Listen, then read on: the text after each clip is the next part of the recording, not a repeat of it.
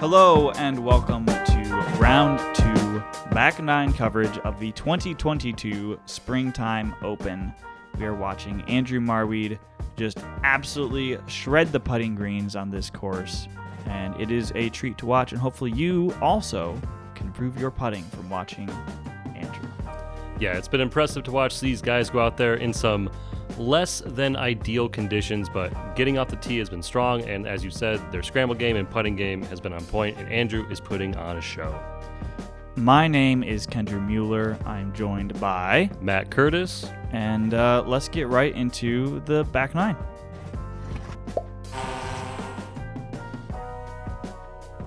Starting off, we've got hole 10, par 3, 300 feet.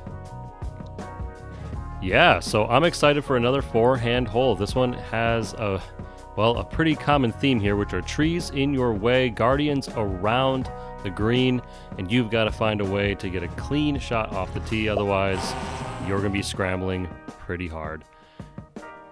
Just so many small little gaps on this course. And Andrew has a habit of hitting all of them. He's got that forehand that is aggressive and holds the line, but we're seeing some impressive backhands. Here is George taking that approach. Andrew really hasn't parked a ton of holes on this round. He's kind of just been getting himself, edge of circle, mid-circle 2, and just relying on his putt to drop everything.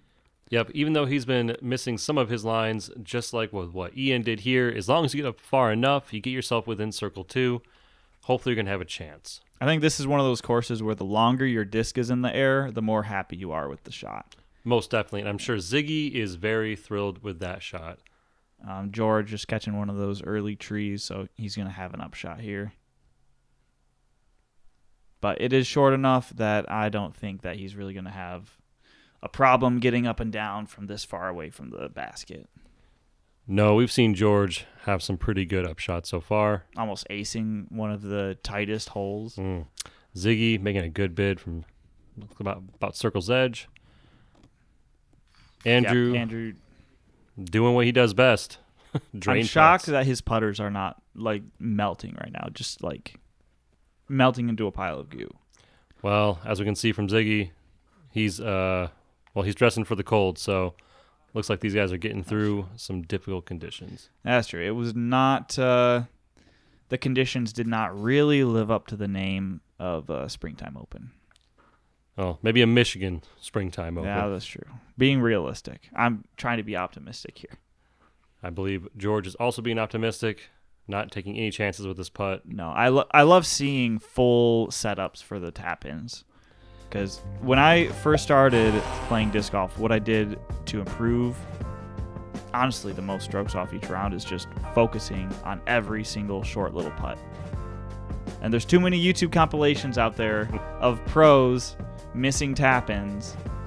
You don't want to find yourself in a similar situation to that. Agreed. Well, here we are in hole 11, 260 feet. Looks like these guys are going to have a pretty simple run with the forehand again, low ceiling, skip shot ideally, and ground play is very important on this hole. Yes, you got to play that ground, and you got to make sure you have a putt. And you've got to check it up before the OB. And miss that log and not get just smacked straight down. Yep. But honestly, that might have been a little high, and it might have sailed OB. I'm not sure if George meant to take this route, but good on him for making it. I think that judging by his face, I don't think he aimed for that route. But. Yep, but good on him. We all have some of that disc magic. Yep. Ziggy taking the fading skip, and he has it. I'm not sure if he got far enough up there for a simple putt, but good effort. Yep. Ian just having to do a little approach, asking for it to sit. That OB comes up incredibly fast behind the basket. Ziggy, he had a nice little tap in for the birdie.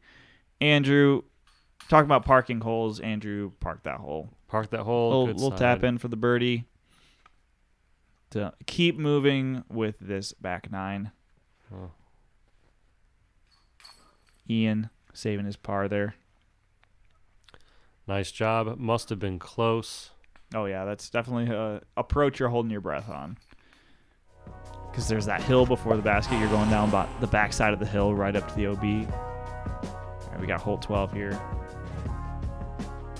Yeah, 300 feet. And again, we have a fading fairway that is going to give you some guardians around the green. We have some water early on the right. And of course, if you go too far past the basket, well, there's a water hazard right there. My apologies. Ian did get the bogey on that last one. Looks like he did trickle out OB. And there it is, guys. If you want to be aggressive here, which you need to be, you are also taking that chance of just going OB. Oh, yeah, it looks like Andrew got some good ground play on that disc to keep the flight alive. I think he turned it over a little bit more than he wanted, but there is the water off on the right that you've got to be careful of not getting too aggressive, because if you catch the right skip, easily it's sailing OB. Yeah, and see, this is what I think these guys are trying to avoid, but Ziggy has the far left turn, which means he's coming back perfectly in spot. Now, the danger there, Kendra, is if you put it up too high with a little bit too extra on it, you're right. You're going to land and skip right OB. Yep. So Ian, that's a rough kick. Ian was taking that backhand approach with the soft finish, but snagged that tree. I think Ziggy had a good play because with height, it takes off the lateral movement off of the skip. He just had to be careful of giving it the correct turn, because a nose-up flex like that, if you don't give enough turn, then the disc is going to finish early and he'll end up in the woods. But he gave it enough turn to get that full flight. It came back down. Ooh, and Andrew. Circle 2. A little bit of a death putt. I don't think he's going OB there, but oh my gosh. Well, here's Ziggy's result of his fantastic drive. Let's see if we can do it.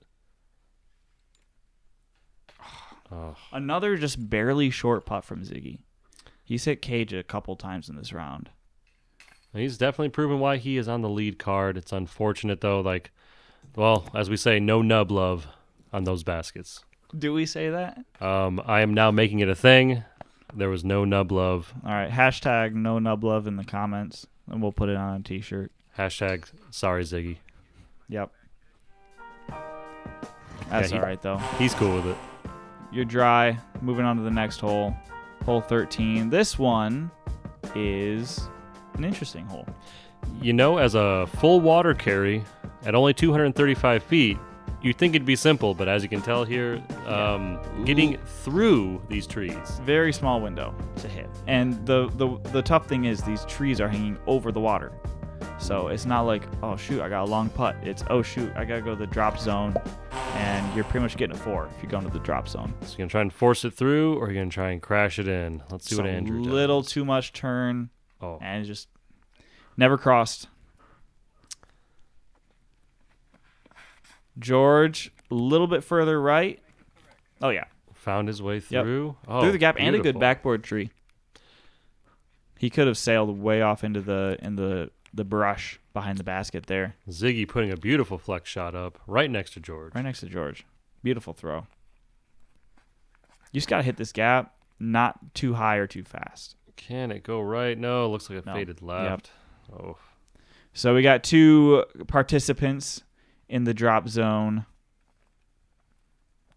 Andrew, a little bit of a bid. We'll call him Mr. Marwede from the drop zone. Yep, Mr. Marwede. Mr. Hamilton. Mr. Hamilton. Nice deuce. 2 birds and 2 bogeys, unfortunately. This is one of those great score separators, but everybody wants this deuce. Nobody wants to let that one go by. Especially with the fantastic putt that Andrew had for round 1. Mm-hmm. Honestly, watching him climb in there when he threw that putt, I was like, there's just no way. Like, why is he even taking time to line this up? And then he just smashes it through all the weeds. Well, 10:43 round doesn't come without some good that's putting. True. All right, hole 14. We've got 525 feet of trees.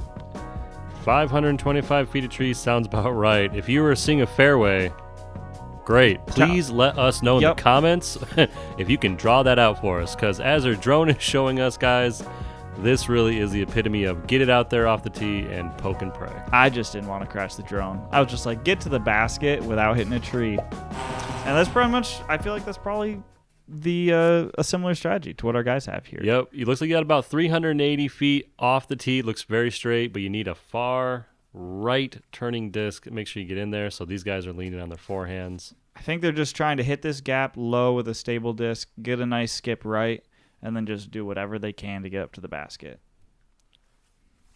Could not agree more. Oh, little right. Just Yep. a little right. This is such a tricky hole. Oh, We've said that for every hole at this course, but this one especially. Leaning on the backhand. Ian might have found a way. See how far back that got. Andrew. What we see off the tee is not fun. Looks like he was able to stay just on it, but Not liking it. Only got about 40, 50 feet of forward advancement. well, Ziggy getting some tree love there. Ziggy got some distance in. Yeah. Looks like Andrew has... Okay, never mind. I was going to say he's got a little bit more of an opening he's going for, but he doesn't need it. He's just going to flex through everything. Just a little stand still, flex forehand, Simple. about 360 feet. George doing the same off some tree More love. tree. Okay, so the trees take it and the trees giveth away. A little bit. You know, They're they giving are, a little bit. as we say, branch managing. Yep. Ian's got a line.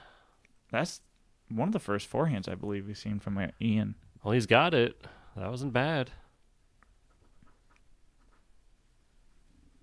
Andrew taking a run. Yep. Andrew could see the basket. He could reach it with a putting stroke. He's mad it didn't go in. George from a knee. Looks like he's in his environment. He had the height. Just juiced it a little bit. Yep. If that. That was a pretty good bid. Yeah, you love a juiced bid. Ziggy getting just a couple inches higher on that putt. Yep. We all know about the nub love and how there is none for Ziggy. So None. gotta get in the chains, man. Yeah, I'm so glad we're watching this hole. So glad we're not playing it. Yeah, I would have to say probably at the end of this round, a few of those guys would probably agree with us. They'd rather be on our side. So here's George.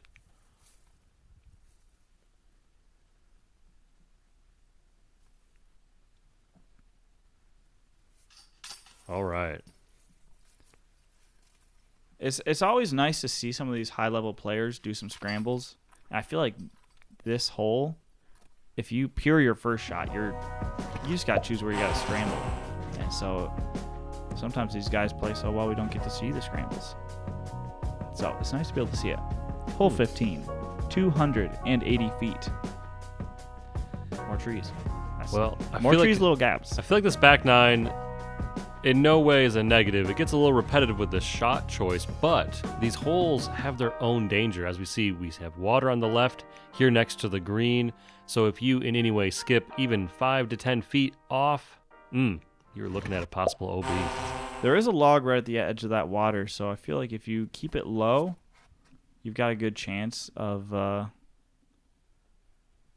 staying in bounds. And yeah, Ian kept that low as it hit the ground. He controlled that angle beautifully. I love seeing his backhand full flight without hitting a tree. I like this play because that skip's taking it away from the water. As long as you don't turn it over. See if Ziggy's going to trust his forehand. Oh, he definitely trusted it. Just catches a tree. Yep, story of the day. So many trees on this course. Andrew putting one up. Andrew says what trees? Yeah, Andrew doesn't believe in trees. Yep, edge of the circle. That's a Made it. tapping. Edge of the circle is the new bullseye for Andrew Marwede. Is that the, should be known as the Marwede tap-in? Yep. 43 feet. Yep. All right. Ian unfortunately found that left side water, but was able to put it up. Yeah, another par for Ian with an OB stroke. George cleaning up there. Yeah. Nice. George all smiles. Yep. His double bogey from the front nine. Distance pass for him.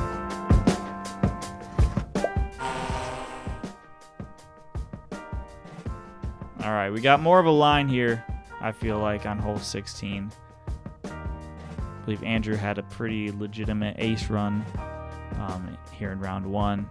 We'll see how they can handle this 320 feet hole here in round two. Yep, a lot of ways you can approach this one. I'm a fan of a flex forehand, but again, a turnover backhand that can hit this hill with the right angle, give you a nice, fun putt, hopefully for a deuce. This is an interesting green because it does have a slope up to the basket. So you can crash the green as your play, but I don't think that really lends to parking the hole.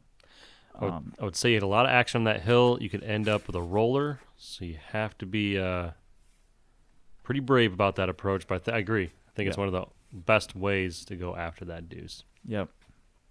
Because you can crash it, but unless you get a nice skip up the hill, you're probably going to be left with at least 15 to 20 feet. Mm-hmm. And there's that backhand. But that's beautiful can angle. Hold it. Oh, held it, all yeah. right, a little action, and that's the putt. And that's the putt. Whereas Andrew, I feel like he kind of went for parking it, or the ace run that he had for round one, and I think he sailed it just a little bit. The green's not helping you. It's not helping you out if you're coming in at its level or above it. Yep. As we see, kind of Ziggy right here probably hit a tree, but if his flex forehand or George's were a little bit deeper, they could have hit this sand, skipped right to the base of this hill. But even then, base of the hill does not mean an easy putt. Yep. Andrew, of course. That's a Marwede tapping. Yep. Classic Marwede tapping. Found the way to the right side. Easy side. Back-to-back 32-foot tappings for Andrew. Ziggy finding the chains. laying it in there like we know he can, up and down. Oh, Ian. and just catching the cage there. I don't blame him. Like, that's a serious uphill. Well, 30 feet uphill in these kind of conditions, yeah. Respect for getting it 2 inches away. Moving on. We're almost done. We're winding down with this back nine. I feel like these players are probably thinking the same thing at this point. They're like, tired of looking at trees, probably. The course doesn't take it easy, though, at 455 feet. This is a monster of a hole. There is a more open area that runs down the center of this hole. I like how your voice put quotation marks into that statement, Kendrick, because I could not agree more. Let's see what these guys can do. Andrew's attacking that open area with his iconic forehand, and that's great advancement up the fairway. I'd imagine in warm conditions, that ground was hard pack. He might have skipped an extra 50 to 70 Forward feet. skip, yeah. Mm-hmm. You got to be careful, though. There is a stream river that is running along the entire right side of this hole. I can say, like, for most of us, that problem usually isn't an issue. But George bringing it up here and staying dry. The fairway's gross. It was muddy and wet on the middle of this hole with the puddles and whatnot.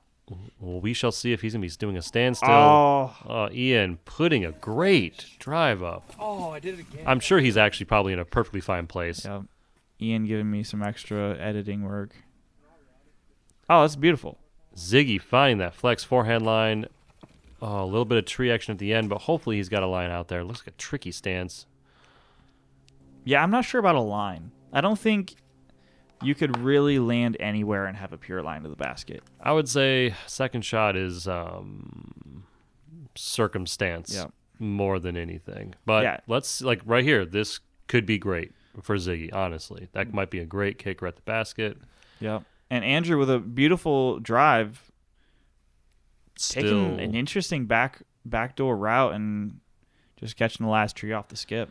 I see the play that he was going for because where that disc could land forehand is a little bit better than what could happen backhand. But as we see, these guys are struggling just to get from the fairway up to the green. It's just a labyrinth, and that's a beautiful, beautiful upshot from George. I mean, I don't know if you guys could see pure mud there. Yeah. Ian, a little frustrated, I'm sure, with this hole. But not giving up. No, I think that's that. I don't think that won the water. Oh, yeah. Beautiful putt from Ziggy. Ziggy's like, hey, we're at the end of the round. He's like, wait a second, is that what we're supposed to be doing this whole time? Let's start landing some dope putts. I have a feeling Andrew wants that one back. I'd imagine leaving your mini behind means, Yeah. You want that one back. That was inside the circle, and yeah. Well, I don't blame him. If you're on fire the way he is with his putting, yeah, that doesn't feel good. nope. But as we say, joys of disc golf. They come in many forms. We sure do, Matt. With that, the conclusion, I don't think looking at the score, there's really a question of who's going to win this tournament, but the conclusion of the 2022 Springtime Open with hole 18. Really like this hole. Yeah, Kendrew, it's been a pleasure calling this one with you and seeing these guys go after a difficult course in some difficult conditions. Let's see how they wrap this one up. With a roller. Ziggy just going for it, bro. Catching the tree, unfortunately. Catching the tree. Hey, you know what? It's not a roller if it doesn't catch a tree. That's true. I like the forehand, but I feel like you've got to have a little bit of movement on it because the fairway kind of drifts left and then it goes right, finishes with the basket. So yeah. I think they just got away from Andrew a little bit. I feel like Andrew wanted that one to press a little bit more left and have a little bit more flight time, and George probably would have loved that shot, but a little bit straighter maybe. Tree. But, yeah. Ian maybe trying to have a little less turn than George. I feel like Ian is getting sneaky. I think he did it, yeah. I think he got That's up beautiful. there. He'll have a putt at the very least. And Ziggy not left with the easiest approach in the world. No, but scrambled eggs and toast. He made it work. A couple of nice approaches. But George probably going to take that easy par. Yep. Andrew, a little bit outside the Marwede tap-in. Yep. Well, he had really nothing to lose or gain at that moment except about 10 rating points. Ian making a good last bid. Ziggy, you don't need no nubs, man. Showing the chains, the true hierarchy here. There we go, George. We're cleaning up. All right, guys. Finishing up the 2022 Springtime Open. It's been a pleasure. Super grateful that I was allowed to cover this tournament. It's been a ton of fun watching some very good disc golf as we see Ian taking his time with this tap-in. Yep, this course, definitely brutal is one of those words. And I always say it punishes good Andrew's shots. not going to be able to find his disc. He no. did find it. Whoa, camo. Just sticking out of those leaves just a little bit. There it is. There's your champion for the 2022 Springtime Open, Andrew Marwede. Putting clinic. Yeah, putting clinic, smooth off the tee, only a couple errors here and there, and those are on some very difficult holes that... I don't think there's an easy hole out here. Yeah, I'll agree with that one. I think everything is trying to get a birdie, and they punish those aggressive shots, so you have to be just that good to see what we saw from this card today. Beautiful disc golf. Thank you for joining us. Thank you for watching. Hope you enjoyed. Please make sure you follow Airbound Creative on all social media platforms. Instagram, Facebook, Twitter. Not Twitter.